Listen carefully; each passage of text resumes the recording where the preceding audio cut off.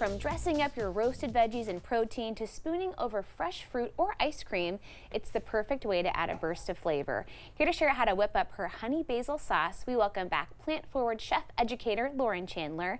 It is so nice to see you. Nice to see you too. This basil is already smelling so good. I know. And this sauce, it's like I don't know why anyone hasn't thought of this before, because it's kind of like pesto, take out the garlic, add honey. That makes sense.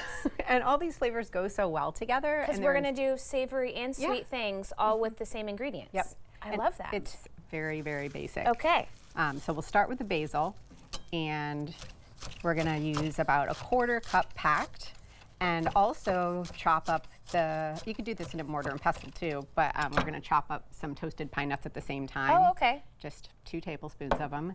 And then put them in the bowl and mix it with olive oil, honey, lemon, salt, and that's it. That's it. So you could add spices or other herbs like mint, but that's how simple it is. And what inspired me, we got a squeaky board here. what inspired me to do this is I am doing a class, a fundraiser for Blanchet House. Awesome. On next Sunday, the 14th. Okay. And it's a cooking with honey class. And they have a beekeeping program out in Carlton. Oh, that's right. It's such a fabulous program. It is. You know, they have their farm out there in Carlton where residents go who are in recovery, and they get to participate in all these really cool job skill programs and there's some outdoors. delicious honey that comes out of it. This year, 170 pounds were extracted. So that's a record. They've been going strong since 2019. So you're going to put it to good use. Yes. And I'll talk about, like I'm going to say right now, in the class, I'm going to talk about how all honeys are not created equally. Sure. So theirs are so precious. Okay. I do not want to cook with them. Oh, I see. But drizzling, keeping it really pure and simple. I don't want to dumb it down by adding a ton of ingredients. I love that. Yes, them. Celebrate it in its freshest form. Yeah, and because they're coming from these flowers that are so local in this climate and this soil. That's so great. Yeah, we want to make sure that we really appreciate the flavor. So I want you to taste this. This one's opened. Oh, and it's a pay what you will class, but if benefiting the fabulous Blanchet House. If you pay a certain price, then you get a jar of honey. Oh, so I want lovely. you to taste this, and then we'll get back to the sauce, because this is just so incredible. Okay, and this I would just like put right on your fruit. Ooh, ooey gooey. Yeah, yeah.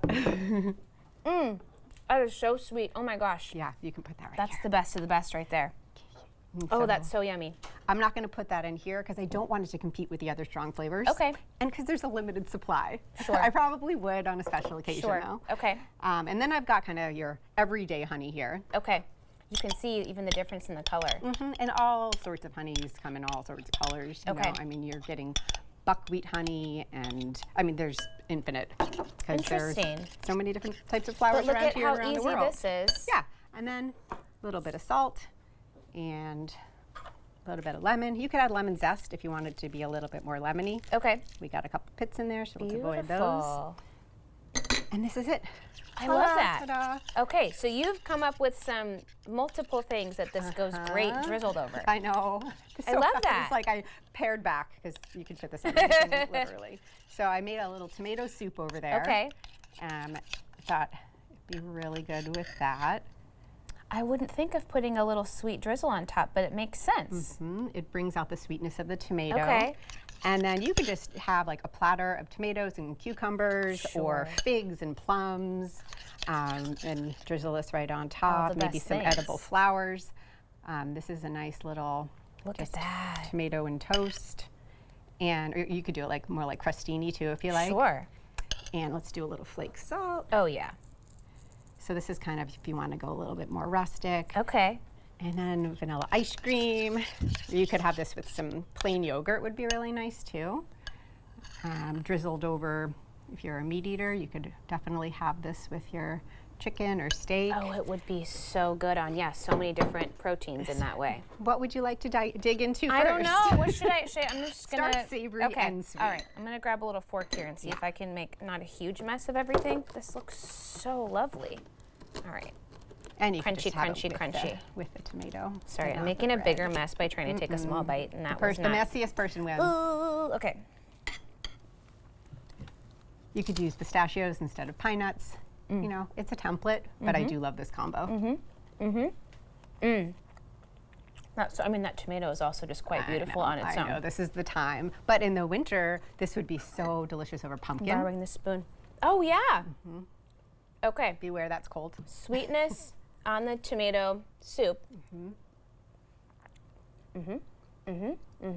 That's really And nice. it brings in a little texture to something that's creamy.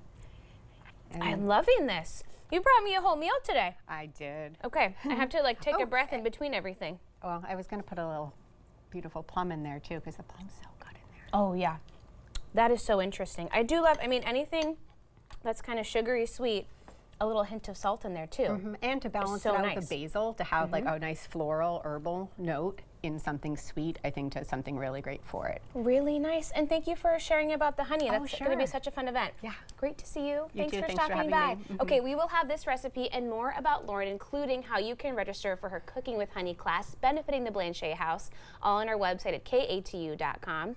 We'll be right back with more Afternoon Live right after this.